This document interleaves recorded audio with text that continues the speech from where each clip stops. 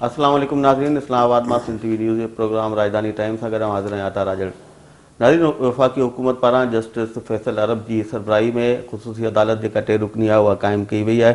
इन हवाले सां जेको हतमी नोटिफिकेशन आहे उन लाइ समरी सदर खे मोकिली वई आहे, जंहिंजी मंज़ूरी खां पोइ इहा ख़ासि अदालत क़ाइमु कई वेंदी।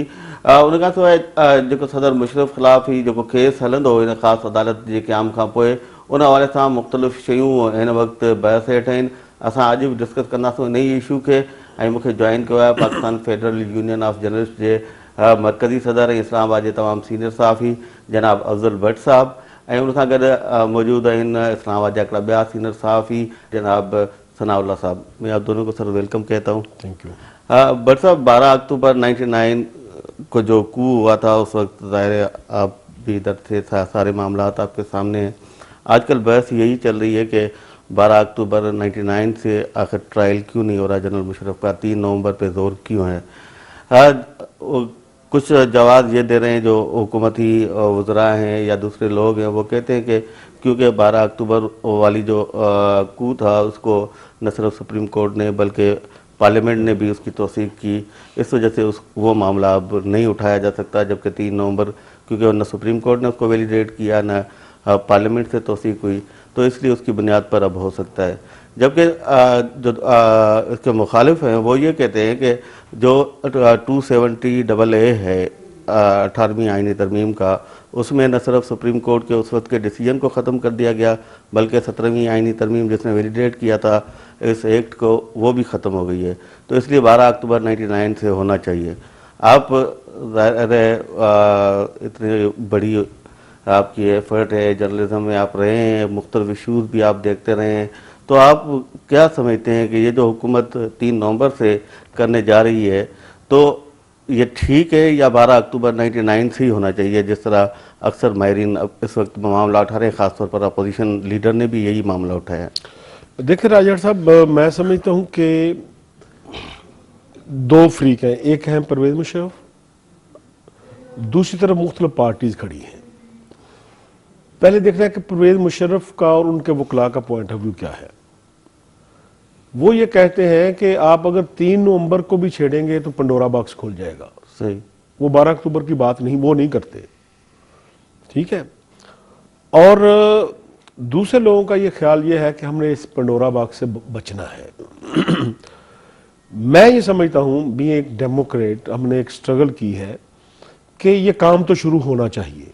सही, कम से कम हम अपनी ज़िंदगी में देख सकें कि पाकिस्तान ऐसा मुल्क है जहां एक डिक्टेटर के खिलाफ ट्रायल हो सकता है, हम अपनी ज़िंदगी में ये देख सकें।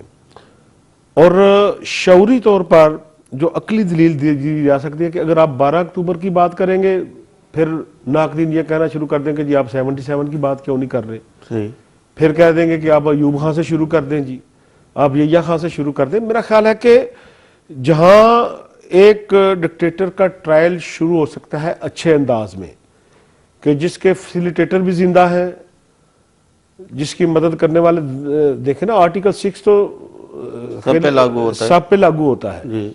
और नियरेस्ट जो आपका डेट बनती है वो 3 नवंबर वाली ही बनती है। शायद ही उस दौर के जितने महरकीन थे उनमें से कोई इस दुनिया से रुखसत हुआ, वो सब लोग दुनिया में मौजूद होंगे। अपनी सफाई के लिए अगर उन्हें कोई अदालत बुलाए, कोई ट्रिब्यूनल बुलाए तो वहाँ वो जा सकते हैं। तो मेरा ख्याल है कि पॉलिटिकल पार्टीज़ को इस मामले में पॉइंट स्कोरिंग करने की बजाय यकनकाती एजेंडे पे आना चाहिए कि ट्रायल हो। ट्रायल होने का मतलब यह है कि आइंदा आप डिक्टेटरशिप का रास्ता बंद करते हैं। सही। अगर आप पॉलिटिकल पार्टी इस बहस में उलझी रहे कि नहीं जी इसमें 99 को भी लेकर आए, अच्छी बात है, लेकिन कम से कम जो एक अदालत का ऑर्डर आ चुका, जो हुकूमत एक स्टेप ले चुकी, छोटा स्टेप ये नहीं है।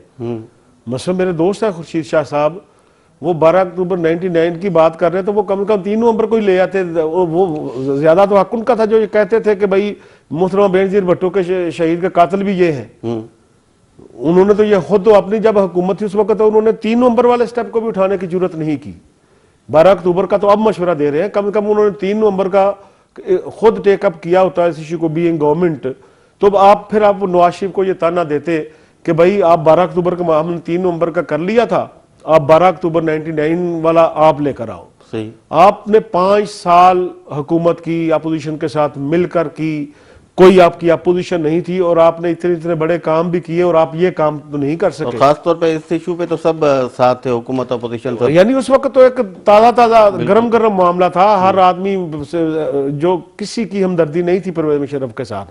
हमारे यहाँ तो आम तौर पे ये होता है, वक्त गुजरने के साथ साथ लोगों का जो रिवेंज होता है वो भी कम होता है और हमदर्दियां बढ़ती हैं। फर्ज किया आज कोई आदमी किसी को कत्ल कर दे किसी गांव में, मैं एक देहाती आदमी हूं, तो पूरे गांव का ये कोशिश होती है कि उस कातिल के घर को भी जला दें, उसके घर वालों को गांव से निकाल दें। लेकिन जब ट्रायल होता है, उस घर को आदमी को फांसी की सजा हो जाती है, तो वो सब लोग मकतूल के घर जाके बैठ जाते हैं, जी आपका बंदा तो वापस नहीं आएगा, उसको खामखा फांसी क्यों दिलवा रहे हैं, उसके बच्चे यतीम हो जाएंगे, तो आप इससे बचें। उस वक्त तो मेरा ख्याल है अब भी जो लोग जमहूरियत में यकीन रखते हैं, जो लोग समझते हैं कि इस मुल्क की बका जमहूरियत में है, उनको इस बात पे आना होगा कि आप 3 नवंबर के हवाले से जो शुरू हो रहा है उसमें जो वो कोऑपरेशन दे सकते हैं उसको दें, ताकि एक पाकिस्तान में मिसाल तो कायम हो जाए। देखिए ना, अभी तो 3 नवंबर की बात है, अभी पता नहीं बाहर से कौन कौन से प्रेशर आने हैं। हम तो ये समझते थे कि परवेज मुशर्रफ साहब एक डील के तहत आए हैं, जिस तरह तेजी के साथ ऊपर नीचे उनकी जमानतें हो रही थी, हमें लग रहा था कि ये सब कुछ एक तयशुदा मंसूबे के तहत किया जा रहा है और उनको क्लीन चिट देने के लिए बुलाया गया है। और ये भी हम सोचते थे कि जहाज तैयार है, वो किसी वक्त भी मुल्क से जा सकते हैं।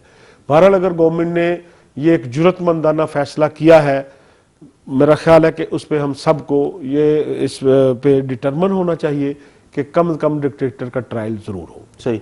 सनाउल, अक्सर लोग ये भी कह रहे हैं कि चूंकि 12 अक्टूबर 99 को जो कू हुआ था उसको सुप्रीम कोर्ट की जिस बेंच ने वैलिडेट किया और 3 साल तक न सिर्फ रहने का की इजाज़त दी जनरल मुशर्रफ को, बल्कि उसको ये भी इख्तियार दिया कि वो आइन में जो चाहे अपनी मर्जी से तरामीम करे। उस बेंच में मौजूदा चीफ जस्टिस इफ्तिखार मोहम्मद चौधरी साहब भी शामिल थे। तो मौजूदा मुस्लिम लीग नून की हुकूमत जिसने इसी अदलिया को बहाल कराया, सॉफ्ट कॉर्नर है चीफ जस्टिस के लिए, सिर्फ उसको बचाने के लिए वो 12 अक्टूबर 99 का नाम नहीं ले रहे।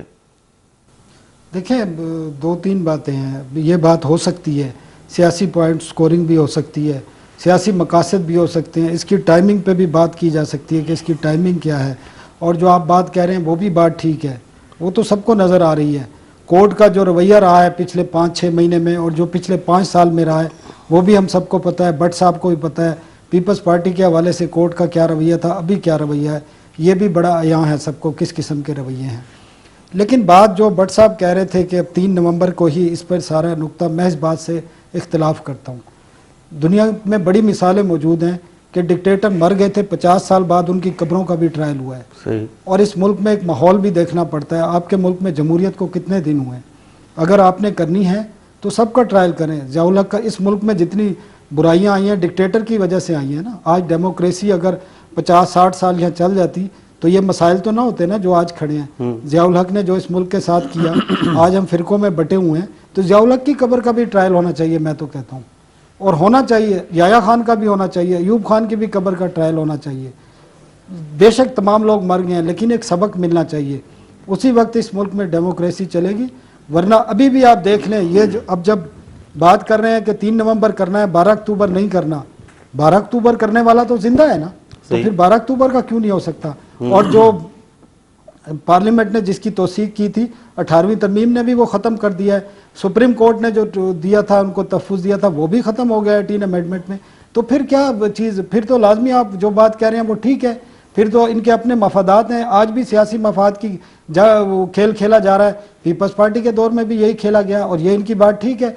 5 साल पीपल्स पार्टी भी खामोश रही, उन्होंने भी 3 नवंबर का भी मामला नहीं उठाया, ना कोई और मामला उठाया, बल्कि वो मफाहमत की सियासत के नाम पर तमाम चीज़ों पे पर्दा डालते रहे। असगर खान केस को क्यों नहीं उठाया जाता, उसमें क्या चीज़ रह गई है। ठीक है, आप आज बात कर रहे हैं कि FIA जाके इंक्वायरी करेगी। एक FIA का इंस्पेक्टर मुल्क के वजीर आजम को नोटिस भेज सकता है, उसका चलान कर सकता है वो, आप मुझे बताएं इस सूरत हाल में। तो ये तमाम चीज़ों में सियासी मफादात हैं और सियासी मफादात से बालातर होकर डिक्टेटर्स के खिलाफ कार्रवाइयाँ करनी पड़ेंगी और कोर्ट में ये ट्रायल करने पड़ेंगे। वरना मामला लोग आज इतने बेवकूफ़ नहीं हैं। पाकिस्तान की पूरी कौम, मीडिया बड़े बाशऊर है, ख़ासकर मीडिया आज जिस पोजीशन पर आ गया है, भट्ट साहब की जद्दोजहद है, इनके साथियों की जद्दोजहद भी है, लेकिन मीडिया ने खुद भी बड़ा सीखा है। सही। और मीडिया किसी किस्म की जो सियासी मफाद उठाने वाले हैं उनको बेनकाब ज़रूर करेगा। और ये अगर कोई इस खुशफहमी में है कि हम सियासी मफादात के लिए या किसी और किस्म के मफादात के लिए ये गेम खेलेंगे तो वो चलेगी नहीं। सही। भट्ट साहब, देखिए हमारा आइन का आर्टिकल 6 है जिसमें हाई ट्रियन का जिक्र है कि जो भी आइन को तोड़ेगा, अमेंस में रखेगा या जिस तरह भी जो अमल करेगा उसके लिए सज़ा है। अब वो उम्र कैद भी हो सकती है, सज़ाए मौत भी हो सकती है। लेकिन इसी आइन का आर्टिकल 12 है, उसका सब आर्टिकल 2 है, वो ये कहता है कि 23 मार्च 1956 के बाद जो कुछ भी यानी कि आइन के साथ जिन्होंने भी किया उनका ट्रायल हो सकता है। तो आप कहते हैं कि 3 नवंबर के बाद होना चाहिए। जाहिर है गड़े मुर्दे तो जब ये सब मामला उठाएंगे तो पेंडोरा बॉक्स खुलेगा, गड़े मुर्दे उखाड़ने पड़ेंगे। लेकिन ये जो भी मादी में भी जिन डिक्टेटर्स ने यहाँ पर आइन को रौंदा, हमारे जमहूरी हुकूक सलब किए, क्या आप समझते हैं उनको माफ़ी दे देनी चाहिए? राजेश साहब, मेरा क्वेश्चन दूसरा है कि क्या 3 नवंबर का ट्रायल होना चाहिए या नहीं होना चाहिए? मैं सनाउल्लाह साहब से भी पूछूंगा, आपसे ही पूछूंगा कि वो तो होना चाहिए कि नहीं होना चाहिए? 100%। नहीं, मैंने तो इससे इनकार ही देखिए ना, इख्तिलाफ पहली बात यह है कि क्या 3 नवंबर का ट्रायल होने पे किसी का कोई इख्तिलाफ है? कोई नहीं, किसी को भी नहीं है। 3 नवंबर का शुरू होने दें। मैं कहता हूं कि इसको मुतनाज़ा ना बनाएं। 3 नवंबर का शुरू हो, फिर हम प्रेशर डालना शुरू कर दें कि भाई अब 12 अक्टूबर वाले को भी लेकर आओ। भट्ट साहब अक्यूज्ड एक ही है, 12 अक्टूबर का भी अक्यूज वही है, 3 नवंबर का भी वही है। ठीक है, आप दोनों को एक साथ शुरू कर सकते हैं। अगर आप बात कर रहे हैं कि चलो जो मर गए इस दुनिया से चले नहीं, मैं जो मैं आपकी उस बात से इत्तेफाक करता हूं कि कब्रों का भी ट्रायल होना चाहिए। लेकिन मैं कहता हूं कि जो हमारे सामने आदमी मौजूद है, ठीक है, 3 नवंबर की जो सूरत हाल ये है उस पे ठीक है, 19वीं तरमीम के जरिए आपने 12 अक्टूबर को जो है 18वीं के जरिए उसको आप उस छतरी हट गई है मुशर्रफ से, बिल्कुल। लेकिन 3 नवंबर का इकदाम तो बिल्कुल वाज़ेह है कि इससे पहले क्या था, असम्बलियां भी अंगूठा लगाती थी और अदालतें भी ठप्पा लगाती थी। बिल्कुल। अदालतों से जो नहीं मांगा जाता था वो भी डिक्टेटर को देती थी।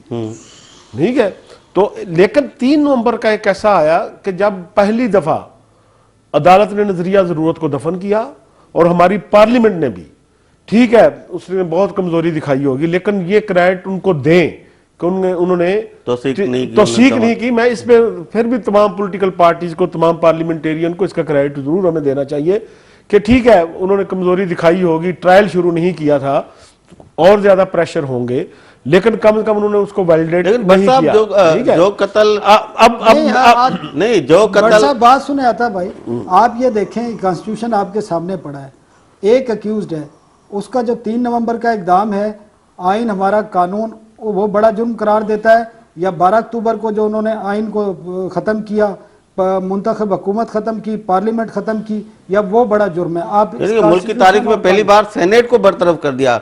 उससे पहले ज़ियाउल का मार्शल आया, लेकिन सेनेट को नहीं छेड़ा गया उस वक्त भी। मेरा उससे कोई इख्तिलाफ नहीं है कि मैं ये नहीं कहता कि 12 अक्टूबर को छेड़ना नहीं चाहिए। मैं ये नहीं कहता कि उसको 77 को हाथ नहीं लगाना चाहिए।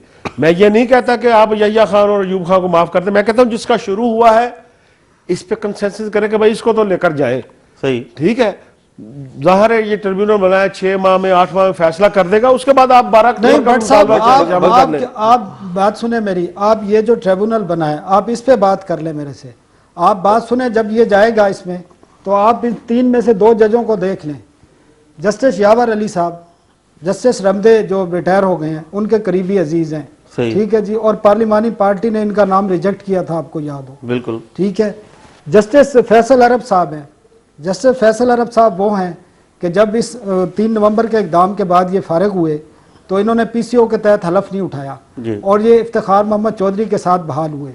क्लैश ऑफ इंटरेस्ट देख लें यहाँ पर आप, ठीक है, दोनों। अब ये उसी डिक्टेटर का केस सुनेंगे तो जो फेयर ट्रायल का एक इशू आ जाता है उसमें, जो कोर्ट के भी उसमें बड़े, सुप्रीम कोर्ट के भी बड़े वाज़ेह अहकामात हैं, ऑर्डर्स हैं कि फेयर ट्रायल होना चाहिए। तो पहला तो जब ये ट्रायल शुरू होगा तो मुशर्रफ के वकला ने देखिए बकायदा इन जजेस पे मसला इतराज़ात ये है उठाए कि गए देखिए हैं। हमें तो और किसी सुनिए मेरी जज बात। की क्रेडिबिलिटी पे है कि ये जज है, जो अगर किसी ने पीसीओ के तहत हलफ नहीं उठाया था तो उसको तो मैं समझता हूं कि और भी एजाज देना चाहिए। हाँ, नहीं, इसमें आने वो तो मैं और आपको बात बता है। रहा हूं ये बात। ये कोई उसका कोई डिस्क्रेडिट तो नहीं है कि उसने पीसीओ के नहीं, तहत लेकिन हलफ नहीं उठाया था। मुशर्रफ के वकील तो उस पर एतराज मुशर्रफ के उठाते थे। वकील उठाते हैं तो जी हाँ। उठाएं, वो तो जाहिर है जो जज भी बिठाएंगे उसमें वो इतराज, क्या आपको चलिए ख्याल सर, है कि वो टाइम हुआ रन एक से ब्रेक का, करने के लिए फिर आ जाएंगे? कंटिन्यू रखते हैं इसी बात को। नाज़रीन असां सां गॾु रहिजो अचूं था साई खां पोइ।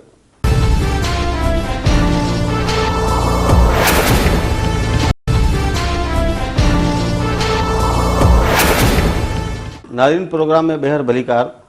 सर मैं एक बात करना चाह रहा था कि जिस तरह एक मुलजिम है उस पर एक कत्ल का इल्ज़ाम है, जो उसने कत्ल कल किया है, परसों किया है। दूसरा कत्ल है जो उसने साल पहले किया, 2 साल पहले किया। कातिल तो एक ही है, इल्ज़ाम एक ही बंदे पर है, तो उसको 2 साल पहले वाला कत्ल फिलहाल छोड़ दें, सिर्फ जो कल परसों उसने कत्ल किया उसी पे उसको केस चलाएं। हमारे कानून में इस तरह गुंजाइश है? इस तरह की कोई कभी इस तरह हुआ है कि 2 इल्ज़ाम हैं तो एक इल्ज़ाम की फिलहाल चलाएं, दूसरा इल्ज़ाम फिर बाद में देखेंगे? एक है इल्ज़ाम, एक है तरीकाकार। देखिए कत्ल का मामला मुख्तलिफ है। ये आइन का कत्ल हुआ है सर। आइन का कत्ल जरूर हुआ है। इसमें आपको पता है कि स्टेट ने जाके इसमें मुद्दई बनना होता है। आम कोई भी जाके बंदा कंप्लेंट करके इसमें नहीं कर सकता। कत्ल का तो ये है कि जिसका कत्ल होता है वो एफआईआर दर्ज करा देता है, वो जाके अदालत को बता देता है कि भाईजान इसको पकड़ लें, उसके बाद उसकी गिरफ्तारी जरूरी हो जाती है। एक बंदा जिसने आइन तोड़ा उसको पुलिस नहीं पकड़ सकती। बिल्कुल, उसका तो एक तरीकाकार जो आइन में मौजूद है, जिसको अभी फॉलो किया गया है, उसके तहत ही आपको जाना पड़ेगा कि दोबारा जो है वो गवर्नमेंट जो है वो कंप्लेंट दर्ज कराएगी। जो भी सेक्रेटरी दाखिला होगा वो जाएगा और गवर्नमेंट की तरफ से कंप्लेंट लेकर जाएगा और उस कंप्लेंट पर जाकर इन्वेस्टिगेशन होगी, जो प्रोसीडिंग होगी उस पर होगी। इसलिए मैं ये कहता हूं कि हमें कम से कम जो शुरू हुआ, ठीक है, अल्लाह अल्लाह करके शुरू हुआ, उसमें हमें रहना चाहिए कि इसमें फेयर ट्रायल हो, लोगों को फेयर ट्रायल होता नजर आए। और अगर कोई इंटरनेशनल प्रेशर आता है, कोई लोकल प्रेशर आता है, किसी इदारे का प्रेशर आता है, तो उसको बलाए ताक रखते हुए हमारे जज दोबारा जो है वो इंसाफ के मुताबिक फैसला करे। ये फैसला होने देना, जो भी गवर्नमेंट आएगी दोबारा हम मुतालबा ये करते रहेंगे। या 12 अक्टूबर को भी लेकर आए, भाई आप इसको 3 नवंबर के खाते में तो ले गए, अब 12 अक्टूबर का भी ट्रायल शुरू करें। उसमें जो लोग हैं 77 को भी लेकर आए, उसमें उसको भी लेकर आए, आप यहिया खां को भी लेकर आए, अयूब खां को भी लेकर आए, उनको कब्रों को उखाड़ के आप उनको फांसी दें। ये मुतालबों से हमें को रोक तो नहीं सकता। मैं कहता हूं कि जो जनरल परवेज मुशर्रफ के वकला है उनका तो ये मतमा नजर हो सकता है, जो उनको कुव्वतें बचाना चाहती हैं उनका तो ये इस्तदलाल हो सकता है कि ये 3 नवंबर क्यों, आप पहले 12 अक्टूबर भी करें। भाई 12 अक्टूबर का मेरा भी मुतालबा है, लेकिन मैं कहता हूं कि 13 नवंबर का फैसला, 3 नवंबर के इस हवाले से ट्रायल का फैसला बड़ा फैसला है। सही, उसको हम अप्रिशिएट करते हुए अपने दूसरे मुतालबे पे रहें, लेकिन इसको मुतराजा ना बनने दें। सही, इसलिए कि आइंदा कोई डिक्टेटर आने से पहले 1000 मरतबा सोचे कि नहीं भाई अब पाकिस्तान में ये दरवाजा बंद है, मैंने इस दरवाजे को तोड़ा तो मुझे सजा की तरफ जाना पड़ेगा, खा 10 साल बाद जाना पड़े, खा 5 साल बाद, खा 15 साल जाना पड़े। और भले मेरे पीछे अमेरिका खड़ा हो, भले बरतानिया की गारंटी हो, बल्कि सऊदी अरब की गारंटी हो, दुबई की गारंटी हो, फिर भी कौम के प्रेशर पे कोई ऐसे हालात बन सकते हैं कि मुझे ट्रायल में जाना पड़ेगा। और मेरा ख्याल है कि हम अल्लाह के फजल करम से बीइंग नेशन अब वहां तक पहुंच चुके हैं कि एक आमर का ट्रायल यहाँ शुरू हो रहा है। सनाउल्लाह, हम देखते, जैसे मैंने भट्ट साहब से भी बात की कि जब एक दफ़ा आइन कत्ल हुआ उस वक्त जुडिशरी दाव पे लगी हुई थी, यानी कि सबसे बड़ा इशू अदलिया के साथ था उस वक्त के डिक्टेटर का, आर्मी चीफ का।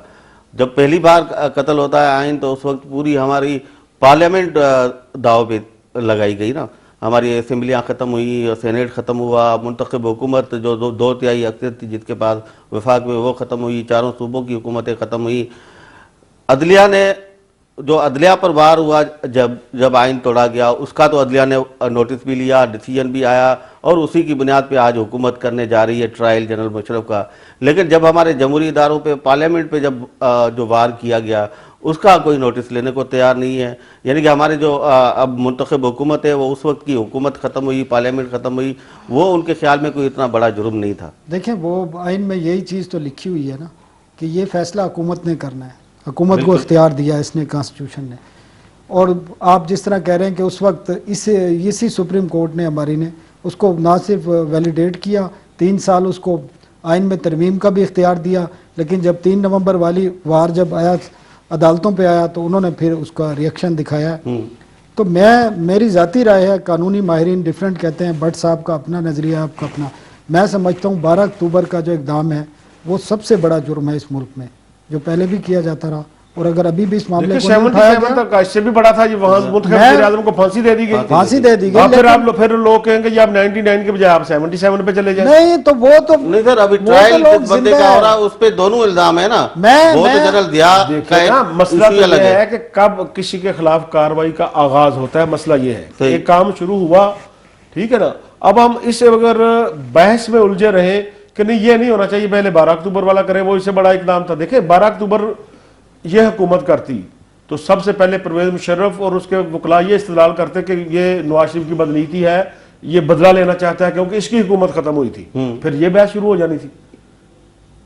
नहीं लेकिन सनाउल्लाह, अब जब खुसूसी अदालत बनने जा रही है, जब उसके सामने इश्यूज आएंगे तो वहां पे तो उठाया जा सकता है ना। 12 उठाएगा, देखिए लीगल एक्सपर्ट तो हम नहीं है, लेकिन लीगल एक्सपर्ट कह रहे हैं कि ये मामला उठेगा, लेकिन कौन उठाएगा? 2 फरीक हैं। नहीं तो मुशर्रफ के वकला तो अभी भी यही पॉइंट उठा रहे हैं ना। मुशर्रफ के वकला अपने ही जो उनका क्लाइंट है उसके लिए वो उसको पे मजीद एक फर्द जुर्म आयद करने की बात करेंगे। नहीं वो तो अभी वैसे अगर मीडिया पे हम देखें जो बातचीत वो कर रहे हैं उसमें तो वो यही कह रहे हैं कि 12 अक्टूबर जिसको 18वीं आईनी तरमीम ने खत्म कर दिया, वो छतरी हटा दी, अगर करना ही है तो वहां से करें, और जब वहां से करेंगे तो मौजूदा मेरा आपसे यही सवाल है कि 2 पार्टियां हैं, हुकूमत इस पे तैयार नहीं, उनके अपने वकला अपने क्लाइंट के लिए जिसके वो तहफ़्फ़ुज़ के लिए लड़ेंगे, वो खुद ये मामला उठाएंगे कि आप जाएं जिस पे पहले 12 अक्टूबर का फर्द जुर्म आयद करें, 12 अक्टूबर को जो इसने गैर आईनी इक़दाम उठाया था। मतलब है कि उसके खुद वकला ये मामला उठाएंगे, आप समझते हैं? नहीं तो उठाएंगे तो उसके बाद तो जाहिर है उस वक्त के जनरल जिन्होंने कू किया, 111 ब्रिगेड थी कराची में, नहीं तो अभी भी जो 3 नवंबर की इमरजेंसी वो अकेले जनरल परवेज मुशर्रफ के तो इख्तियार में नहीं थी। नहीं, सुप्रीम कोर्ट तो कहती है अपने डिसीजन में कि वो सिर्फ जनरल मुशर्रफ उसके जिम्मेदार हैं, कोई और जिम्मेदार नहीं है। नहीं, सुप्रीम कोर्ट का कहना हो रहा है, लेकिन जब इसमें ये ट्रायल शुरू होगा तो उसके वकला बताएंगे, वो खुद भी बयान देने आ सकता है कि मेरे साथ कौन कौन थे और ये डिसीजन क्यों लिया।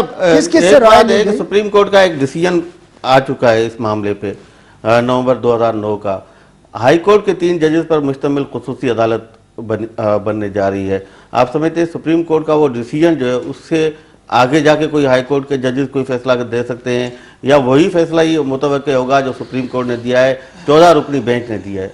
देखिए अभी तो पहले तो परवेज मुशर्रफ के उस इकदाम को गैर आईनी करार दिया गया था ना, उसके कसूरवार का कौन वो है? परवेज मुशर्रफ अकेला है, उसके साथ कोई दोस्त है, उसके कोई पॉलिटिशियन है, कोई फौजी जर्नैल है, कोई खुफिया एजेंसियों के सरबराह है, कोई अदालतों के जज हैं, कौन है?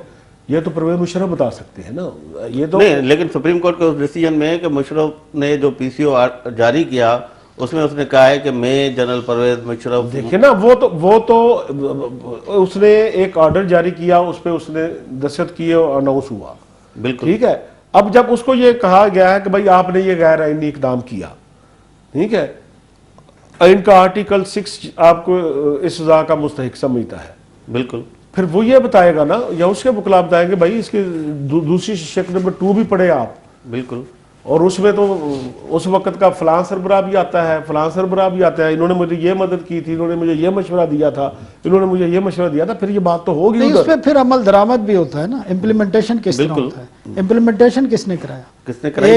एक उस वक्त का जनरल परवेज मुशर्रफ तो इम्प्लीमेंटेशन नहीं करा सकता, या उसने कॉल की कि जनाब आप लोग सबको, खुद उसने कॉल करके कहा कि आप लोग फारिग हैं, इमरजेंसी लग गई है, उस पर पूरा अमल दरामद होता है। बाज़ इदारे होते हैं जिस तरह जब लगता है आपका मुल्क में माशाल्लाह तो 111 ब्रिगेड जो होती है वो आके चल के आती है, तो इसमें भी तो कोई ना कोई रोल हुआ होगा। ये जजेस का पीसीओ का जो हलफ था उसमें जिन जजेस को फारिग किया गया, नजरबंद किया गया, उस वक्त वो का इशू भी आएगा, उसमें पूरी जाहिर है, जिन्होंने हलफ वजारत लिया कानून पीसीओ के तहत वो भी वो आएंगे, सारा लिया। कुछ आएगा। उसके बाद 3 नवंबर के इकदाम को वैलिडेट उस वक्त की देखिए कोर्ट, डोगर कोर्ट ने किया राजीव था। साहब, देखिए माजी में क्योंकि हमारे पास कोई ऐसी नज़ीर नहीं है, अगर किसी का ट्रायल हुआ होता आर्टिकल 6 के तहत तो फिर हम उसकी मिसाल कोट करते कि नहीं भाई उसमें तो फलां आदमी को बुलाया गया था, उसने वायलेट किया था, उसमें फलां असेंबली मेंबर था उसको भी बुलाया गया था, पूरी पार्लियामेंट को बुलाया गया था। देखें ये पहली मिसाल पाकिस्तान में कायम हो रही है, बिल्कुल ठीक है। इस और ये जजेस उसमें क्या समझते हैं, वकला क्या आर्गूमेंट करते हैं, मेरा ख्याल है कि बिफोर टाइम हम इसके बारे में कोई प्रिडिक्ट नहीं कर सकते। अब देख रही है कि जजेस जो है वो जब वकला जो है वो जेर बहस लाते हैं, जो पॉइंट उठाते हैं, उनमें से किन पॉइंट्स को सामने रख के वो अपनी जजमेंट का हिस्सा बनाते हैं, ठीक है। अगर वो ये कहते हैं कि भाई एक आदमी ने हाथ में बंदूक पकड़ ली है और उसने पूरे शहर से कह दिया जो बाहर निकलेगा मारा जाएगा, और लोगों का निकलना जरूरी था और लोग निकल आए थे जान बचाने के लिए, तो हो सकता है वो कहते कि नहीं भाई जिसने बंदूक उठाई थी इसको सजा मिलनी आप चाहिए। समझते हैं जनरल मुशर्रफ ने सिकंदर वाला काम किया था 3 नवंबर को? हाँ, देखिए सिकंदर तो एक, मैं नहीं समझता कि सिकंदर तो एक समझ के मजाक का खेज काम था। परवेज मुशर्रफ ने तो पूरी कौम के साथ मजाक उड़ाया था, वो इस आइन का मजाक उड़ाया, इस कौम को 50 साल पीछे धकेल दिया। मुशर्रफ को और सिकंदर को हम जाती अमल नहीं था ना मुशर्रफ का, वो तो उसमें और लोग उसके साथ शरीक थे, मिलकर किया गया मुल्क के साथ खिलवाड़ ना। ये देखिए ना, ये तो परवेज मुशर्रफ बताएंगे ना कि भाई उनके साथ कौन थे, मैं और आप तो नहीं कह सकते सर। उनके हम साथ जब कौन था। नहीं परवेज मुशर्रफ क्या बताएंगे, आप भी इधर बैठे हैं, हमारा आइन उसकी दोनों शिकें भी आपके सामने हैं, आइन क्या कहता है, आप उस वक्त की सूरताल क्या थी, क्या जनरल मुशर्रफ अकेले करने की पोजीशन में थे? देखें तार हाजिर साहब, क्या आप समझते हैं खुदा न खास्ता कल कोई डिक्टेटर दोबारा आता है, ठीक है, तो क्या पूरी मशीनरी, तमाम सेक्रेटरीज, तमाम पूरे महकमे इस्तीफे देकर घर चले जाएंगे कि कल हम पे आर्टिकल 6 ना लग जाए? देखिए स्टेट ने तो उसके बाद भी रन करना है। सही, अदालत को ऐसा फैसला तो नहीं दे सकती कि पूरी आपकी स्टेट कोलैप्स कर जाए, कि लोग समझें कि भाई ये तो इसका मतलब ये है कि जो जिस चपरासी ने वो लेटर लेकर गया है क्या उसको भी आप उसमें शामिल करेंगे कि भाई ये लेटर लेकर गया था, ये मददगार था उसका। मसला तो यह है कि जिस आदमी से मदद ली जा रही थी वो कितना मजबूर था मदद करने के लिए, ये चीज भी देखी जाती है कि आज अगर तालिबान किसी से गन पॉइंट पे काम लेते हैं तो क्या आप क्या समझेंगे कि वो बेचारा विलिंगली काम कर रहा है किसी से? तो इसलिए कोर्ट ने तो ये सारी चीजें भी देखनी है कि टेंशन क्या थी जिस बंदे ने ये काम किया, उसकी नीयत क्या थी, ये भी देखना होता है कोर्ट ने। सही। अच्छा मैं एक बात आप भी जो बात करना चाह रहे हैं, मैं थोड़ा इजाफा भी करना चाहूँगा, वो भी मालूम करना चाहता हूँ कि उस वक्त जनरल मुशर्रफ ने जो अपनी तकरीर की थी आपके सामने, आपको भी याद होगी, जो रिटर्न में भी आ गई बाद में, कि मैंने फलां से मुशावरत की, मुशावरत के बाद में इमरजेंसी नाफिज कर रहा हूँ। तो उस वक्त उसमें उस वक्त के गवर्नर पंजाब खालिद मकबूल का नाम भी था। उस वक्त से लेके आज तक वो साहब नहीं बोले। अब FIA को बयान दिया, उसमें वो कहता है कि मेरे से मुशावरत नहीं की गई और मुझे नहीं पता इस बात का। इतना अर्सा खामोश रहा, मीडिया पे, अखबारात में, TV चैनल पे ये सारी चीज़ें आई। उस वक्त इनको किसी को भी याद नहीं आया कि वो डिनाई करते कि नहीं हम शामिल नहीं है। आज का डिनाइल क्या कबूल होगा? नहीं, देखें आज का डिनाइल बिल्कुल इतने अरसे के बाद कबूल नहीं होगा। और वो जिस तरह आप कह रहे हैं कि जब ट्रायल चलेगा और जब नाम आएंगे तो अदालतें फेयर ट्रायल कर रही हैं तो फिर ये चीज़ें सबको सामने लाई जाएंगी। लेकिन मैं एक जो बात करना चाह रहा था ना, भट्ट साहब जो बात कर रहे हैं कि 3 नवंबर का इक़दाम है, चलो स्टार्ट है, ये अच्छी बात है, कोई स्टार्ट हुई है बात, इस बात से मैं एग्री करता हूँ, कोई ना कोई तो हुआ है, लेकिन इसमें नीयत देखनी पड़ेगी। ये भट्ट साहब को भी शायद ना पता हो, मुझे ही नहीं पता हो कि हुकूमत की नीयत क्या है, वो चाहती क्या है, क्योंकि पाकिस्तान में होता ही नहीं है इस तरह। आप देख लें सियासी अपने मफादात के लिए नीयत आप नहीं जानते। अब टाइम पीरियड देखें, एक मैं उसके देखें, वक्त देखें, जिस दिन आपके वजीर दाखिला ये अनाउंस कर रहे हैं उस दिन इस शहर की और इस मुल्क की हालत क्या थी। हाँ, इस पे बात करते हैं सनाउल्लाह ब्रेक के बाद। वो चीज़ भी ज़ाहिर बहुत सारे लोग उस हवाले से भी खदशात का इजहार कर रहे हैं और बहुत बड़ा सानिया हुआ यहाँ पर, और ज़ाहिर वो मामला भी एक है लोगों के जहनों में कि इतने दिनों तक नहीं हुआ, अचानक ये किस तरह FIA की रिपोर्ट भी आ गई। तो बट साहब ब्रेक का टाइम हुआ है। नाज़रीन नालू था ब्रेक ते ब्रेक खां वापसि अची जेके मुख़्तलिफ़ माण्हू इहो इल्ज़ाम पिया आणनि त चौधरी निसार पिंडी वाक़े तां ध्यानु हटाइण लाइ ओचितो इहो शोषण छॾियो आहे जनरल मुशर्रफ ख़िलाफ़ कार्रवाई जो। उन ते असां पंहिंजे पैनलिस्ट खां पुछंदासीं त उहे छा था सम्झनि त वाक़ई उन मामले तां ध्यानु हटाइण जी या कोशिशि हुई या न। असां सां गॾु रहिजो।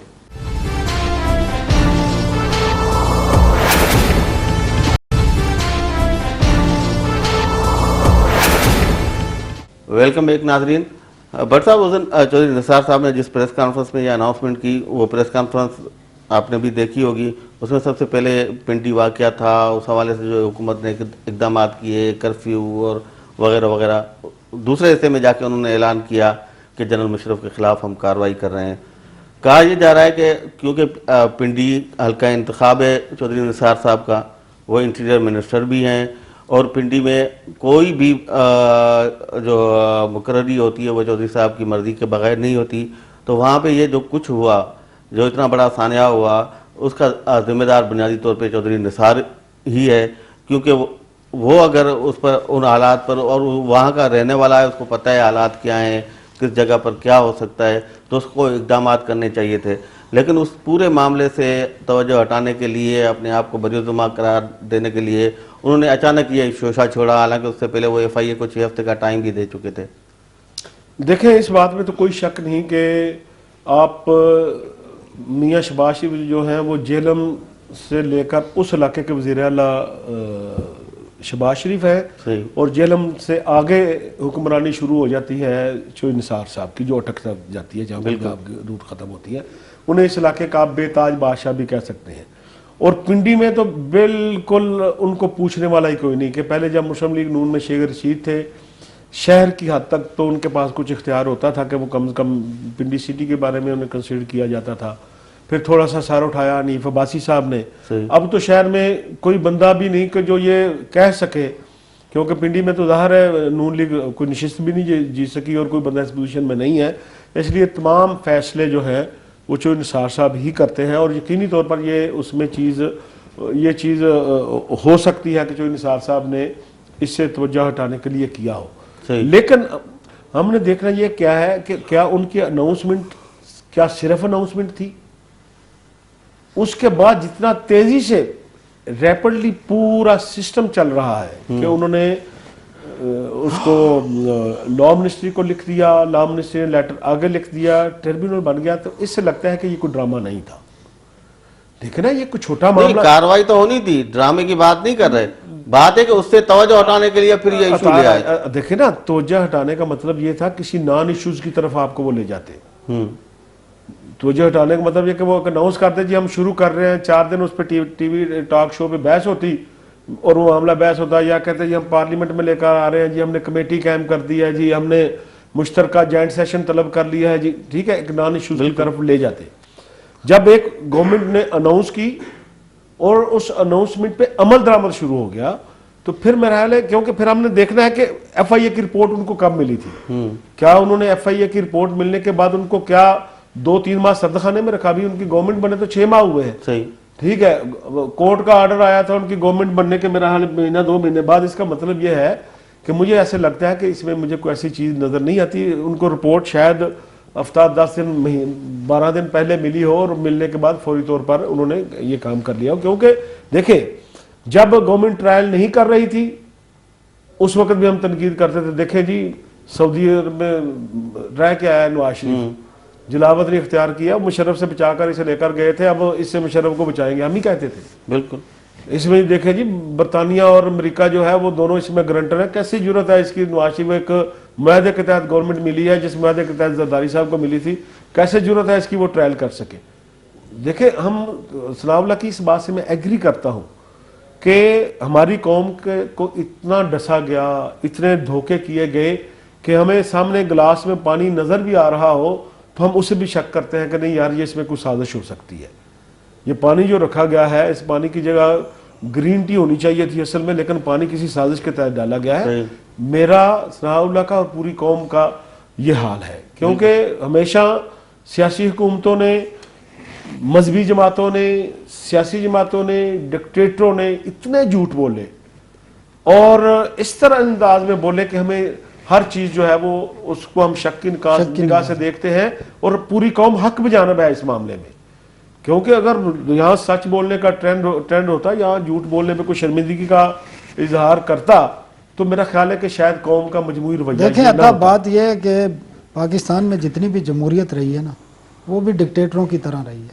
ठीक है, आप देख लें पीपल्स पार्टी का देख लें, नून लीग का दौर देख लें, आज का दौर देख लें, बिल्कुल 100% ठीक है। मियां नवाज शरीफ ने अपनी 2-3 दफा तकरीर में कहा था कि मैंने जनरल परवेज मुशर्रफ को माफ कर दिया। मैं आपको 12 अक्टूबर की एक जबरदस्त बात बता रहा हूँ, और ये यहाँ से डिक्टेटरशिप होती है कि 12 अक्टूबर को सिर्फ नवाज शरीफ का नुकसान हुआ था, पूरी पार्लियामेंट का, इस कौम का नुकसान नहीं हुआ था क्यों नहीं? और ये जो कह रहे हैं कि चोई निसार ने ये किया है, ये हो ही नहीं सकता। मैं भी इस हुकूमत के साथ रिपोर्टिंग कर रहा हूँ, भट्ट साहब भी कर रहे हैं, आप भी कर रहे हैं। आज भी हमारी इन सियासी जमातों का डिक्टेटरशिप की तरह का किरदार है, कोई शक नहीं। मियां नवाज शरीफ और शहबाज शरीफ के अलावा किसी की जरूरत नहीं है इसहाक डार के अलावा कोई और फैसला कर सके। 3 बंदे हैं, एक ही खानदान के बंदे हैं, सबको पता है। आज पूरी चौधरी निसार साहब भी उनमें, बल्कि इसमें आप शहबाज शरीफ और इसहाक डार को भी निकाल दें कि जहां नवाज शरीफ ने कोई फैसला करना होता है उसकी वो सिविल डिक्टेटरशिप है। छोटे छोटे फैसले भी मैं आपको बताऊं, छोटा सा सिविल डिक्टेटरशिप है सियासी जमातों में, बिल्कुल। अभी ये आप इनकी पूरी पार्लियामेंट से ऑफ द रिकॉर्ड जाके इनके तमाम अरकान पार्लियामेंट से पूछ लें, किसी की जरूरत नहीं है कोई बात कर लें, कोई मशवरा दे दें। वज़रा की जरूरत नहीं है पार्लियामेंट मेंबर्स। आपको आपके वज़रा कहते हैं कि मैं अपना सेक्रेटरी नहीं लगा सकता। 18-18, 19-19 ग्रेड के deputy commissioner, assistant commissioner, prime minister और वजीर आला साहब और इसहाक डार साहब लगाते हैं। सदर ममलिकत साहब अपना पीआरओ अपनी पसंद का नहीं लगा सके, तो आप अंदाजा कर लेना। तो अब मैं यही बात कह रहा हूँ, 12 अक्टूबर के आपने मियां नवाज शरीफ ने खुद कहा था कि मैंने उनको माफ कर दिया, लेकिन उन्होंने किस तरह 12 अक्टूबर सिर्फ उनके खिलाफ कार्रवाई थी? क्या वो इस मुल्क के डिक्टेटर मुंतखब किया था कौम ने? उन्होंने तो जाती जो उनको तकलीफ पहुंची उस पर उन्होंने उसको माफ किया ना। लेकिन सनाउल्लाह, एक बात जो भट्ट साहब भी कह रहे हैं और अक्सर हमारे तेज़निगार कह रहे हैं कि इस मुल्क में कुफर टूटा खुदा करके कि 66 साल में पहली बार है कि किसी डिक्टेटर के खिलाफ आर्टिकल 6 के तहत कार्रवाई होनी चाहिए और होने जा रही है, तो उस पर तो ज़ाहिर में खुश होना चाहिए। और तो हम जो जिस जुर्रत का मुजाहरा तो यही कह रहा हूँ ना, नियत उसमें भी नियत को आप देख लें कि नियत क्या है इसके। लेकिन एक रिवायत तो पड़ रही है ना, रिवायत पड़ गई है, स्टार्ट हो रही है एक चीज। लेकिन आप देखें 22 नवंबर को सिंध हाई कोर्ट में उनकी अपील है ICL से नाम निकालने, बिल्कुल ठीक है। अगर उनका नाम निकलता है और वो उसी दिन चले जाते हैं, तो आपकी ये खसूसी अदालत और ये आपकी हुकूमत किधर खड़ी होगी, आप मुझे बताएं। देखिए मेरा ख्याल है मफरूज़े की बुनियाद पे देखें, हम किसी की नीयत पे शक नहीं कर सकते कि अगर वो उनको हो नहीं, मैंने शक नहीं किया, मैं कह रहा हूँ नियत को देखना। मैं मफरूज़े की बात कर, ये मफरूज़ा है ना कि जी उनको अगर नाम निकल ना हो सकता, ना निकले, वो ना जाए। देखे ना, मैं देखें अतार राजर साहब, यहाँ हम ही कमरों में बैठ के भी बात करते थे, प्रोग्रामों में बात करते थे कि आर्मी एक बड़ा मजबूत इंस्टीट्यूशन है, कैसे मुशर्रफ का ट्रायल हो सकता है। बिल्कुल करते थे, नहीं करते थे? वो कैसे चाहेंगे कि उनका आर्मी चीफ जो है उसका ट्रायल हो? सब लोग बातें करते थे, उनकी मौजूदगी में हो रहा। ये छोटी बात पॉलिटिकल पार्टीज के लिए और एक जमहूरी हुकूमत के लिए, मैं पूरी पार्लियामेंट को इसका जो है वो खराज तहसीन पेश करता हूँ, क्रेडिट देना चाहता हूँ। और इस मामले में हमें पॉलिटिकल पार्टीज को ये क्रेडिट देना चाहिए। बिल्कुल। और दूसरा देखे ना, जो अच्छा काम हो गया उसकी आप तारीफ करें कि ठीक है भाई ये काम आपने अच्छा किया। जो वो गलत करते हैं उनकी खाल उतारे पकड़ के, भैया आपको ये अच्छा काम करने का मतलब ये तो नहीं कि 10 आप गलत काम भी साथ करें। लेकिन ये एक ऐसी चीज कि हम 56 से हमारे लोग मरते चले आ रहे हैं, लोग जेलों में गल गए, सड़ गए। जो लोग डेमोक्रेट थे उन्होंने नौकरियां छोड़ दी, उन्होंने कोड़े खाए, लोगों की नस्लें जो है वो उजड़ गई। और आज अगर कोई ऐसा मौका आ गया है कि उनकी रूह को सुकून मिल सकता है, जो जिन्होंने कोड़े खाए, कोई मुराद नहीं ली, मैं इनकी नहीं चाहता जो बाद में झंडियां लगाकर घूमते रहते हैं, मैं उनकी लगाता हूँ जो गुमनाम साफी हैं, सियासी कारकुन हैं, जिन्होंने कुर्बानियां दी। सिंध के हारियों की सबसे ज्यादा कुर्बानी है जमहूरियत के लिए, कि जिन लोगों को तौर तय किया जाता रहा। आपसे बेहतर कौन जानता होगा कि MRD की तहरीक में कौन लोग थे जो ये सारा काम कर रहे थे? वो जनरल ज़िया-उल हक के खिलाफ नहीं थी, एक सिस्टम के खिलाफ थी, बिल्कुल एक डिक्टेटरशिप के खिलाफ थी। उस डिक्टेटरशिप के खिलाफ एक फैसला आ रहा है। कम से कम हमारे उन शोहदा, मैं उनको शोहदा समझता हूँ, सही। कि जिन लोगों ने जमहूरियत के रास्ते में जाने दी, आज उनकी रूहों को कम से कम सुकून मिला होगा कि हमारे मुल्क में भी ये हवा का एक ताज़ा झोंका आया है। चले, बहुत शुक्रिया भट्ट साहब आपका, सनाना साहब आपका भी बहुत शुक्रिया। नाज़रीन, इन्ही ॻाल्हि ते असां पंहिंजो प्रोग्राम खे हाणे ख़तमु कंदासूं। त वही जेका नऊं हिकिड़ो झोंको आयो आहे हवा जो, अलाह करे मुल्क में आईंदह लाइ जेके आमरियतुनि जा रस्ता आहिनि उहे बंदि थी सघनि ऐं हिकिड़ो जेको आमिर आहे उनखे पंहिंजे मंतकी अंजाम ताईं जेका ख़ुसूसी अदालत ठहणु वञे पई उहा पहुचाए ऐं मुल्क में जमहूरियत वधीक मज़बूत ऐं तवाना थिए। ईंदड़ प्रोग्राम ताईं तारा जेके ॾींदो इजाज़त। अला भाई।